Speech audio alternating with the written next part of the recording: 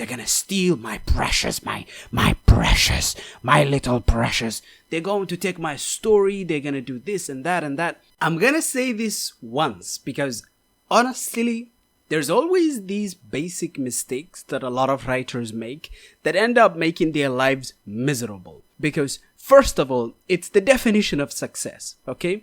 The first problem with mindsets that writers have that when they always go out there, they always have the single worst mindset because, put it this way, success to them can only be defined by the number of sales. Success is only defined by the number of sales, by how much money they make. Money is good. We all want money. You want money. I want money. Everybody wants money. Money is not bad.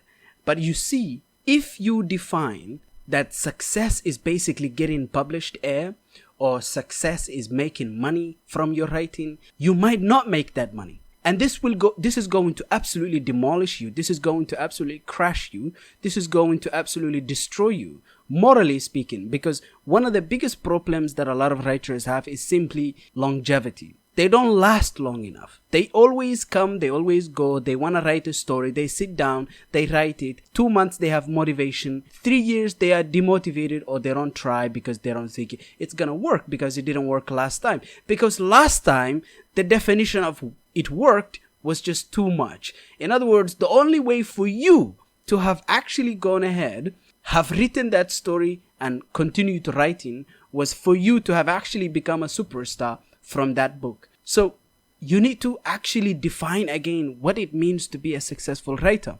Instead, you should aim for longevity.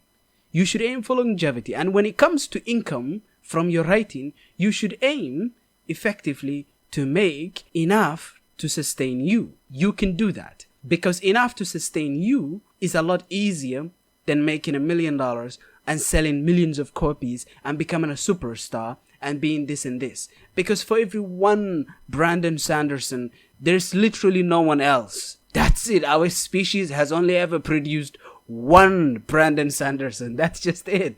I mean, of course, there's Robert Jordan, there's George R. R. Martin. There are very successful authors who are more successful than, Brandon Sanderson. But the point I'm trying to make is there's literally a handful of people like that. And the next thing I actually want to talk about is quite straightforward. It's about trying to be remarkable with a story, okay? Just write. Trying to always write the perfect book, the perfect sentence, the perfect paragraph, the perfect entrance.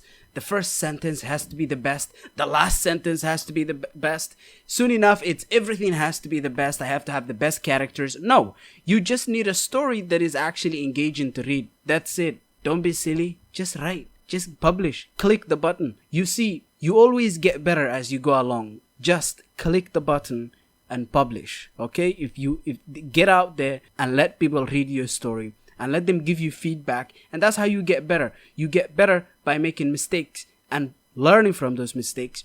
And this one, honestly, I'm quite passionate about this one, right? I'm very, very passionate about this one.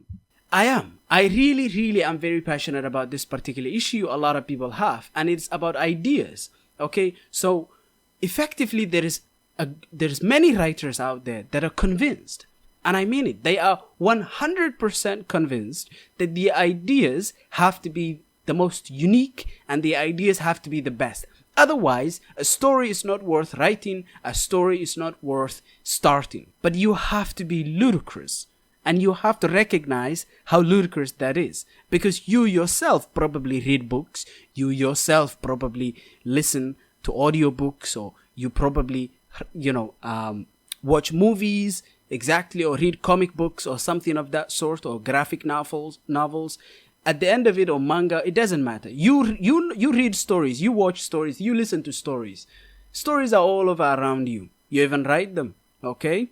So put it this way, you always see cliches. You always see certain ideas coming back and back and back. Okay, then let's put into context what that is.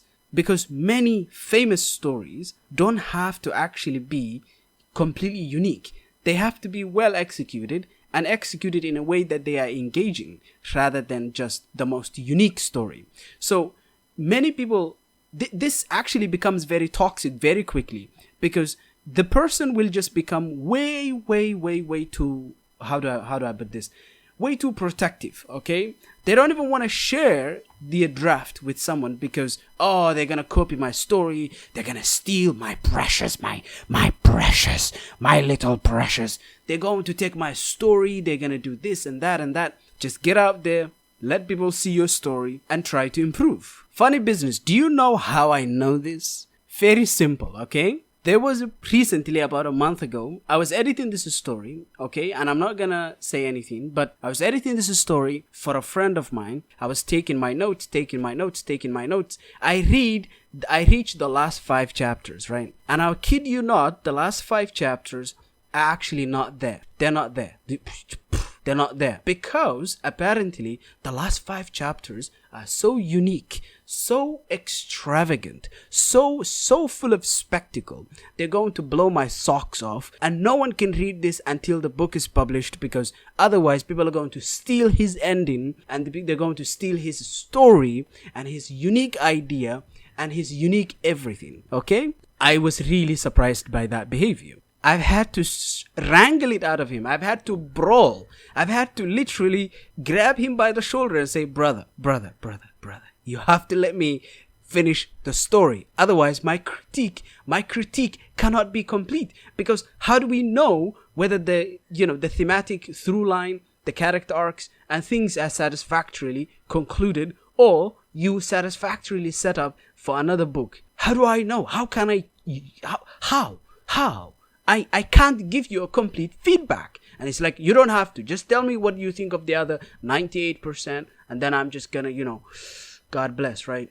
I'll do the rest. I'm like, oh my goodness. I've had to get it out of him after 2 days of actually trying to get him to give me that particular 5 chapters. So, this is very silly. You don't have to be unique, first of all. You have to execute well. Okay? You have to execute very well. The difference between, for example, Avatar: The Last Airbender and The Legend of the Korra is execution, because they're dealing with the same ideas, similar ideas, in different time, but similar ideas. Exactly. It's about execution, however. One has its thematic content figured out, and the other one is trying to figure out what anarchy is without actually knowing the political definition of anarchy, which is a pet peeve I have with that story, but moving on, okay?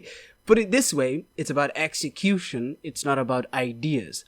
If you execute a story well, you will win. You will be considered a good writer, a good author, a successful, critically acclaimed author. Put it that way and keep it that way. Okay? So, these are 3 mindset problems that actually plague most writers out there. Mindset that is so toxic, if you actually keep it, you're going to die as a writer, because you're not really going to be able to do much. You're going to either give up too early because you're not successful enough, or you are going to have to be a very toxic friend, man.